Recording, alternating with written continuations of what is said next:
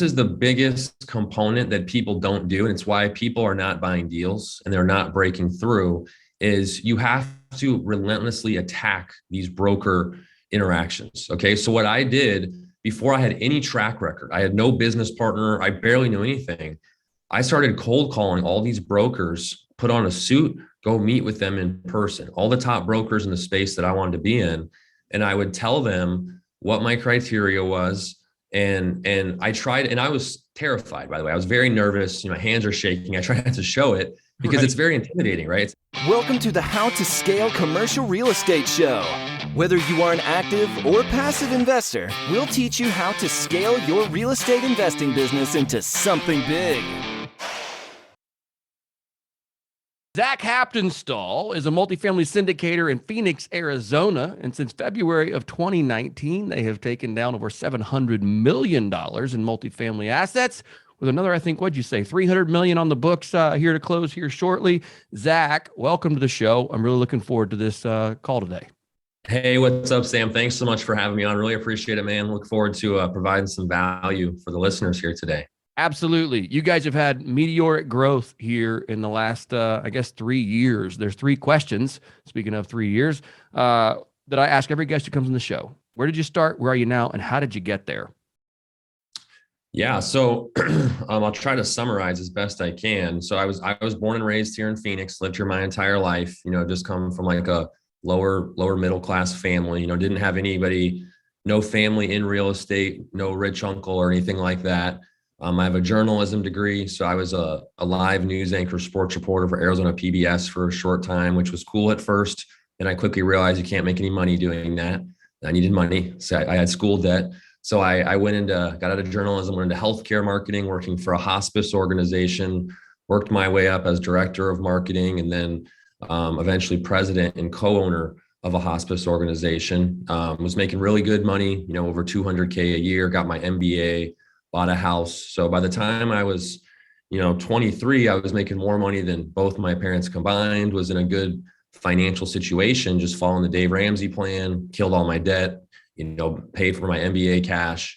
So I did that for about 4 years and then just got burnt out. You know what I mean? I was just constantly grinding. What have you done for me lately? And wanted to create some type of passive income. And so in January of 2018, I resigned, sold my equity in the company, and lived off of savings for well over a year to figure out how to get into multifamily. It was a really tough time for me, mentally, emotionally, try to figure out how to dive into this, and not knowing anybody, not knowing anything about, I didn't even know what the word syndication meant, had no real estate contacts. But anyways, 14 months passed, finally bought the first deal, put all my money I had left into it, met a couple partners. We bootstrapped that thing and closed it with a tenant in common type of structure. And then from there, really was able to catch momentum and start syndicating deals. And so, since then, since February of 2019, when we bought the first deal, which again was about a little over a year after I quit the job, just burning through cash, burning through savings the whole time. We've now acquired 24 assets, all here in the Phoenix metro across 5 different cities, worth over 700 million, over 3,600 units. We have over another 300 million under contract to close in the next few months here. And so we've been very fortunate, to kind of build this out and scale it. On Rise 48 Equity, we have 20 full-time salaried employees that are focused on asset management, investor relations, accounting. And we are now completely vertically integrated with our own property management company, Rise 48 Communities. We have over 70 full-time employees on full benefits on our management company. So we manage all of our own assets, all the leasing, maintenance, on-site management is all of our staff. So we got over 90 employees full-time now across the 2 companies. And that's given us a lot of control and efficiencies. And we've just been very fortunate and blessed to continue to build the momentum and scale from there. So we've sold 5 deals so far, Sam. Gone full cycle on those. We're in the process of selling an additional 5 deals. And those are all drastically exceeding expectations. And so that's kind of, our trajectory is just focused here in the Phoenix market and building out the value add multifamily syndication business. Right, man. That's an intense business. Like that's not just an intense business, but it takes incredible organization and planning to not just execute the plan, but also to bring on the people, make sure they're hired and trained and organized in the right way. I mean, have you done this all yourself? Do you have multiple partners? What does that look like?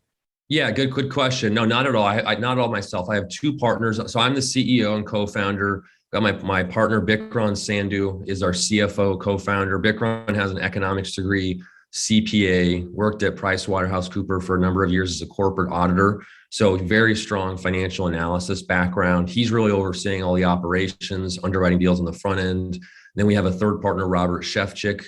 He's our chief construction officer. He has a master's degree in architecture, strong construction background. So among the three of us, we found very complementary skill sets. I'm focused primarily on acquisitions, dispositions, sourcing capital, forming partnerships, overseeing the high level operations. And so in my background, as running a hospice organization with over 110 employees, it was good to give me that experience to kind of manage people. And Bikram really has all the financial analysis and skills like that, and is really good at building back office processes. And so, the cool thing is initially it was the three of us, just the three of us, doing literally everything. We just hired our first employee last March of 2021. And here we sit in February of 2022. So it's been about 12 months since we hired our first employee, and we've scaled since then. The first 2.5 years, we had no employees because we didn't have revenue to pay anybody to cover that, right? And so we were doing everything ourselves. Like every little nitty gritty detail you can think of, we were doing, just grinding it out, spending 60, 70 plus hours a week. And the good thing is we learned all those details so that we could then start hiring people and training them to do all those roles and start delegating and then build out infrastructure from there. And so that's kind of given us, we really took like a hands-on approach, learned everything from the inside directly. And then from there, we're able to kind of grow the business and build infrastructure.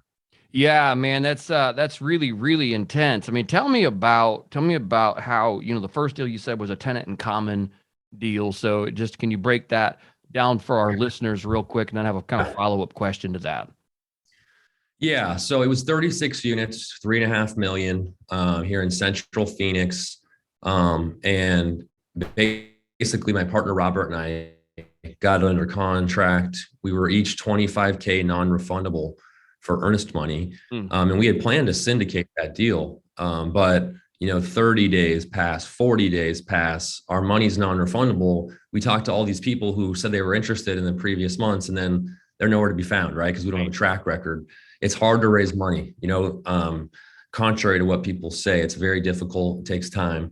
And so basically, I had burned through a lot of, I had about around 300K that I had relentlessly saved for years and got a pop from the sale in the equity company. So I had about 300K of cash when I quit the job in January of 18. Mm-hmm. I was down to about 165K because I had blown through money, been going to conferences, joined a mentorship program, all this stuff. Right. I put 160 in the first deal. So I put all my money in the deal. I had $5,000 left.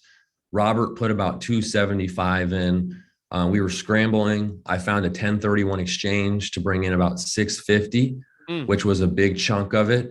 Then I met Bikram while we were in escrow, our third partner, convinced him to put in 150. And then we found a couple other people to throw in 150, and we bootstrapped it and made it work. And so that's why it was a tenant in common, because we brought in a 1031 exchange. And for those of people who aren't familiar with the tenant in common, very similar to like a JV or a joint venture, but you can bring 1031 exchanges in it or out of it. But we did not do a syndication, and we did not have, any passive investors. And so that was the first experience to get the deal closed. And it was very scary, very stressful, but it gave us a lot of experience, not only going through the acquisition process, but going through the asset management process and, renovating the units. I was out there literally managing subcontractors, which I had never done, like chewing out plumbers and asking guys where they're at and things like that. And so figuring that stuff out. So it was good to give us that firsthand experience. And then from there, we were able to kind of continue to learn and grow and scale. How did you go, or what did you do? Because that's a common problem that people have, especially starting out, is the capital raise side of things. I'm talking to somebody here recently. It's like, man, we're a couple $100,000 short on this deal. And I'm like, man, like that's painful, right? Like that's really, really stressful when you have a good deal, but not the money to back it up. So tell me, what have you guys changed? You said, okay, we did deal one, 36 units, get the money together sucked. What did you do in order to make sure you never ran into that problem again? Yeah, it's a good question. I mean, honestly, the first 5 to 7 deals were all a scramble. They're tough. I mean, because you're trying to do it and it takes time and it's stressful. And every single time you're worried you're going to lose your earnest money if you can't get this money and close. It hasn't been smooth those first 5 to 7 deals. I mean, the last 15 deals or so have been pretty automatic now. We're fortunate for that, but it was really a matter of just continuing to get out there and going to conferences and trying to network and, relying on other people's experience and partnering with them so that you can demonstrate you have a credible track record. But, once we went full cycle, Sam, and sold the first deal, and then, after that started selling multiple deals that we had successfully executed the business plan on, we then started to see a lot of momentum, right? Because the investors that were in those deals, started to see the results firsthand, and then started to really refer their friends and coworkers and colleagues. Because again, I didn't have a high net worth network. This was like starting from zero, right? And grinding it out, flying around the country, going to conferences, trying to meet people. I started a meetup event. My wife and I started a meetup event and really tried to build that up. We had over 100 people at one point coming to that. I started getting on podcasts just like yours, Sam, and started doing a lot of podcasts, and that helped to generate leads. And then the biggest thing has been the referrals now from other investors and colleagues, and now we have like a lot of physicians, IT consultants, engineers, and they're referring a lot of their colleagues. And then my wife Grace, does all of our online marketing, and she's really good with that. So, she runs like my LinkedIn, for example. So we're constantly doing like update videos on the properties and providing content that's SEC compliant. The whole goal of all this content is to drive people to a calendar link to set up a call with me. And these are, vetted leads, qualified investors, so that I can set up these compliant pre-existing relationships to then add them to our investor database. So there's a number of things. We invest in SEO to try to, get our name out there too. So there's a number of things that we've done, but I think, we're fortunate to have my wife, Grace, and then her marketing team. We have a marketing coordinator, Cassidy. They do a lot of stuff online, which drives a lot of leads to us too. Right, man. Yeah, that's really, really intriguing. As a newer investor, I mean, at this point, yes, you guys have developed a name, you have closed on enough deals, you have industry credibility. What did you guys do coming in to the market that gave both your sellers and your brokers the confidence that you could actually get a deal done? Yeah, good question. So I think that this is the biggest component that people don't do, and it's why people are not buying deals and they're not breaking through, is you have to relentlessly attack these broker interactions. Okay. So what I did before I had any track record, I had no business partner, I barely knew anything. I started cold calling all these brokers, put on a suit, go meet with them in person, all the top brokers in the space that I wanted to be in.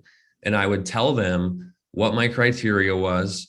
And I tried, and I was terrified, by the way. I was very nervous. My hands are shaking. I try not to show it because it's very intimidating, right? It's intimidating being in this industry with big buildings, big numbers, and you're so afraid that they're going to kind of figure you out, right? That you're full of it.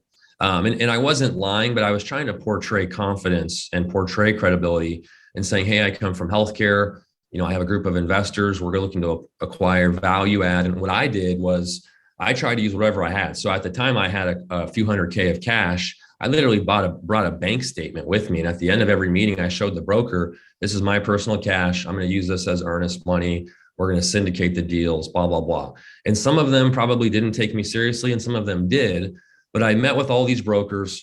And then it's like, okay, then what? Then what do you do after that? You can't just keep bugging these guys.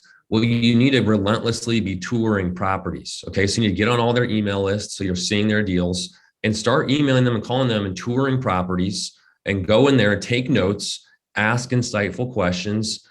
And I've done this so many times, Sam, where I'll tour properties that we have no interest in buying. I'm doing it simply to get in front of the broker or rekindle the broker relationship. Right. And just make that in-person connection.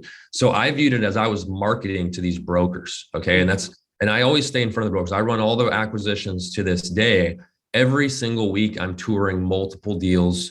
We're sending offers on multiple deals. I have 4 offers to send in the next 2 days. Okay. 3 of them are best and final. We'll probably lose all of them. We lose like 95% of the deals we make offers on, but we crank the volume. So you have to constantly stay in front of these brokers. You need to be touring the deals and you need to be submitting LOIs. And I get it. It's scary. And most people probably think, man, I'm not doing this underwriting correctly because my purchase price isn't even close to what they're asking. Right. You might be doing it correctly. The pricing is crazy, right? It's insane. And you have to have a very high level understanding of financial analysis now to compete in these markets across the country. And for me, I have the MBA, I took the accounting classes, blah, blah, blah. I underwrote the first few deals, but I hate doing it. And I'm not nearly as sophisticated as my partner, Bikron, who has the economics degree, CPA. He likes sitting in front of spreadsheets all day and diving in. So you need to find like an acquisitions person who's really going to be out there in front of the brokers, touring, building those relationships. You have to find an underwriting person. If you're one and the same, more power to you. But you have to be constantly cranking, touring, underwriting, and sending offers. And even if you're 5 million below where their asking price is, just keep sending in the offers, because even if you don't win it, these brokers need to show their sellers that they're getting traction and activity, right? That they're doing something. And so the more offers they get, the more tours they get, that's good. And you're going to stick out to them. So anyways, to answer your question, Sam, the first 4 deals we purchased were all on the market, fully marketed. We went through best and final, competed, we won the deals. Okay. And we had no track record for the first one, obviously, but we put in the offer, we were the highest price and they took it. What's the broker going to do? It's ultimately up to the seller. Sure. And so we closed, that gave us some momentum and credibility to then buy the next couple, you know what I mean? And then you just kind of keep building from there. And now the majority of our acquisitions have been sourced completely off market with no competition for anybody else, directly through broker relationships. So the top, between like the 20 to $70 million purchase price space in Phoenix, we really do get the first look at most of these deals from the top 5, 6 brokers in the market. It doesn't mean we can win them all or we pass on a lot of stuff, but we maintain these relationships and they know that we'll perform. So that's what you have to do, is you have to be in front of these brokers, and you're going to be scared to do it. But I know so many people who have been trying to do this for 2, 3 years. I see them again and I say, hey, how's it going? Like, oh, I haven't had any luck yet. I say, how many brokers have you talked to or toured? Oh, none. It's like, well, then what are you really doing? You have to talk to, and I know it's scary, but that's what you have to do. The brokers run every market. Okay. Right. You can do direct mailers. You might get lucky. I'm not saying it can't work. We've never done it. It's all been brokers that they run the market. So you have to build those relationships. Man, I love it. Zach, you've dropped a lot of really, really valuable information today of just, again, you guys have had meteoric growth in a short time frame. I love it. Love everything you've shared. If you're listening, this has been absolute gold. So thank you for taking the time out of what I know is already a very busy day to come on and really just pull back the curtains on your business and tell us how it's done. So thanks for doing that. Let's jump here into actually the final question, which is, if our listeners want to get in touch with you or learn more about you, what is the best way to do that? Yeah. Thanks so much, Sam, for having me on. Really appreciate it, man. And thank you everybody for listening. So you can go to our website, rise48equity.com, RISE48equity.com. You can shoot me an email, Zach, ZACH, at rise48equity.com. If you're interested in learning about our opportunities or investing, you can go to our website and actually set up a call with me. And I'm happy to get on a call and help however I can and answer any questions. But yeah, that's how you guys can get in contact with us. Awesome. Zach, thank you again. Do appreciate it.